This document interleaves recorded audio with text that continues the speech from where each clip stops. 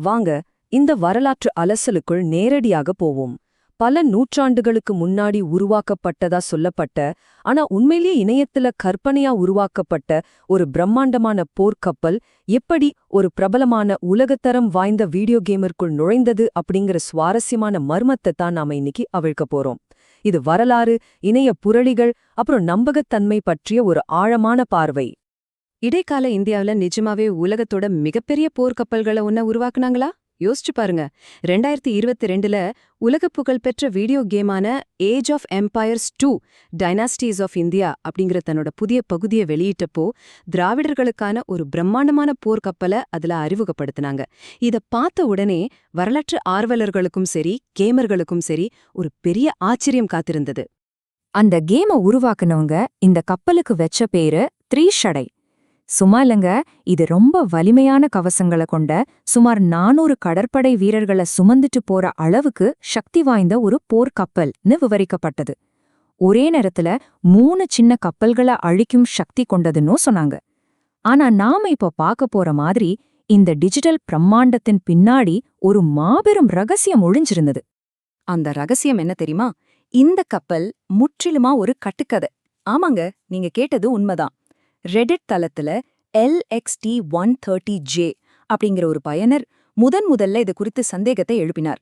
விக்கிபீடியாவில் இருக்கிற சோழர் கடற்படை பக்கத்துல உள்ள தரவுகளை ஆராய்ஞ்ச போதான் அது எல்லாமே முற்றிலும் தவறான ஆதாரங்கள், அப்புறம் திருடப்பட்ட படங்களை அடிப்படையாக கொண்டதுன்னு அம்பலமாச்சு. நம்ப முடிகிறதா?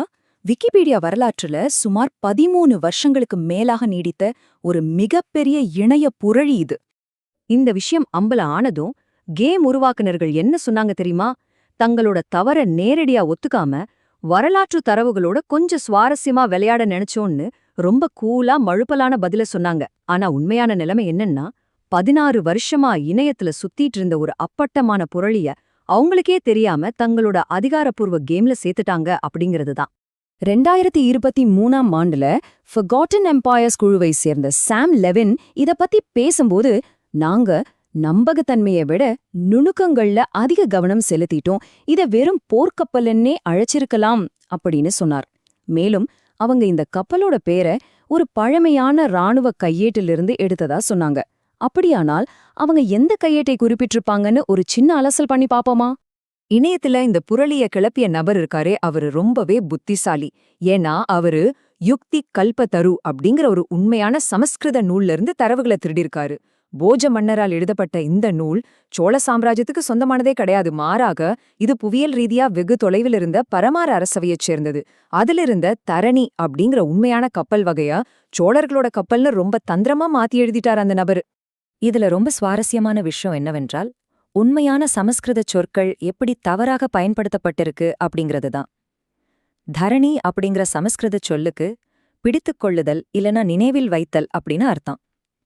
இது பெரும்பாலும் ஒரு மந்திரத்தை குறிக்கும். இதோட பெண்பால் வடிவமான தாரிணி அப்படிங்கிற பெயர்தான் அந்த நூல்ல 2வது பெரிய கப்பலுக்கு வழங்கப்பட்டிருந்தது. இதத்தான் அந்த புரளியாளர் சோழர்களுடையதுன்னு தந்திரமா மாத்திட்டான். சரி, இப்ப நம்ம மெயின் பிக்சருக்கு வருவோம். இந்த திரிசடை அப்படிங்கிற பிரம்மாண்ட கப்பலோட உண்மையான அர்த்தம் என்னன்னு கெஸ் பண்ண முடியுதா? இது ஒரு கப்பலோட பேரே கிடையாதுங்க. ராமாயண இதிகாசத்துல சீதை சிறைப்பிடிக்கப்பட்டிருந்தப்போ அவங்களுக்கு ஆறுதலா இருந்த திருஜடை அப்படிங்கிற அரக்கியோட தமிழ் பெயர் தான் இந்த திருசடை. இதோட நேரடி அர்த்தம் 3 சடைகள். யோசிச்சு பாருங்க, ஒரு அரக்கியோட பேரை தான் மிகப்பெரிய சோழர் போர்க்கப்பல்னு பல வருஷமா இணையம் நம்பிட்டு இருந்திருக்கு. சரி, இந்த இணைய புரளிகளை எல்லாம் கொஞ்சம் ஓரமா வச்சுட்டு உண்மையான வரலாற்றுக்குள்ள போவோம். 2025ல வரலாற்று ஆய்வாளர் அனிருத் கனிசெட்டி எழுதிய லார்ட்ஸ் ஆஃப் எர்த் அண்ட் சீ அப்படிங்கிற புத்தகம் சோழர்களோட உண்மையான பலத்தை மிக தெளிவா விளக்குது. சோழ சாம்ராஜ்யம் அப்படிங்கிறது அடிப்படையில காலாட்படை மற்றும் போர் யானைகளை மையமாக கொண்ட ஒரு நிலம் சார்ந்த வல்லரசு அப்படிங்கிறத அவர் ஆணித்தரமா நிறுவுகிறார். திரிசடை அப்படிங்கிற போர்க்கப்பல் பொய்யா இருந்தாலும் திராவிடர்களுக்குன்னு உண்மையான கப்பல்கள் வரலாற்றுல கண்டிப்பா இருந்துச்சு. பண்டைய கல்வெட்டுகளை பார்த்தோம்னா மரக்கலம், தோணி, களவம், வெடி மற்றும் படவு போன்ற பெயர்கள் எல்லாம் பரவலாக காணப்படுது. ஆனா இதுல கவனிக்க வேண்டியது என்னன்னா, இவை பெரும்பாலும் கடல் கடந்து பொருட்களை எடுத்துச் செல்லும் வணிக கப்பல்களாகவே இருந்தனவே தவிர பிரம்மாண்டமான போர்க்கப்பல்கள் அல்ல. எனவே இங்க நாம புரிஞ்சுக்க வேண்டிய மிக முக்கியமான விஷயம் என்னவென்றால், வரலாற்று ஆய்வாளர் அனிருத் குறிப்பிடுவது போல சோழர்களுக்கென தனித்துவமான பிரம்மாண்டமான போர்க்கப்பல் படை எதுவும் இல்லை அப்படிங்கிறதுதான். கடல் கடந்த படைகளை அனுப்ப வேண்டிய தேவை ஏற்பட்டப்போ அவங்க வணிகக் கப்பல்களையே வாடகைக்கு எடுத்து பயன்படுத்தினாங்க. சுமார் 1000 ஆண்டுகால சோழர் வரலாற்றுல வெளிநாடுகளின் மீதான படையெடுப்பு அப்படிங்கிறது வெறும் 50 ஆண்டுகள் மட்டுமே நடந்த ஒரு குறுகிய கால நிகழ்வுதான். அப்போ சோழர்களோட உண்மையான ராணுவ பலம் எங்க இருந்துச்சு? கடல்ல இல்லைங்க, நிலத்துல தான் இருந்துச்சு.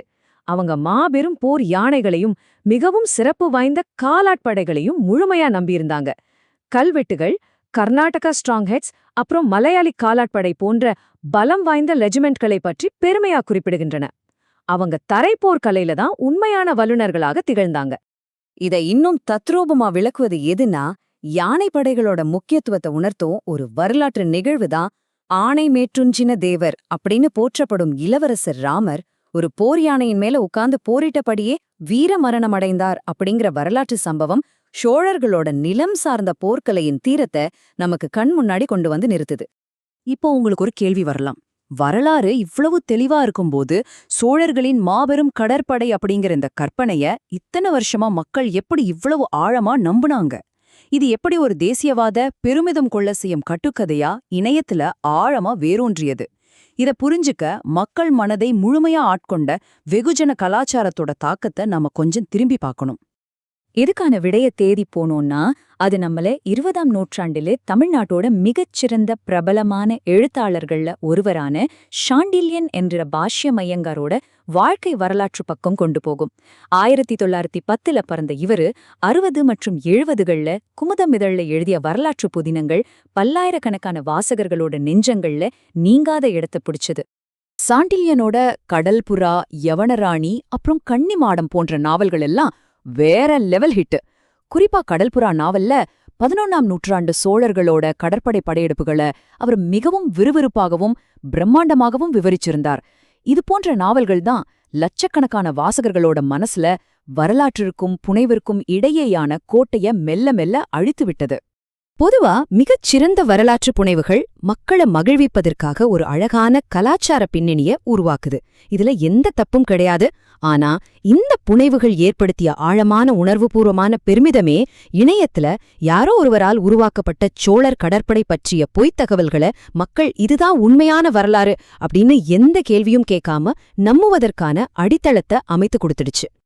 வரலாற்று புனைவுகள் நமக்கு இவ்ளோ பெருமிதத்தையும் மகிழ்ச்சியும் கொடுக்கும்போது நாம எவ்ளோ எளிதா அவை நமது உண்மையான வரலாற்றை மாற்றி எழுத அனுமதிச்சிடுறோம் இல்லையா?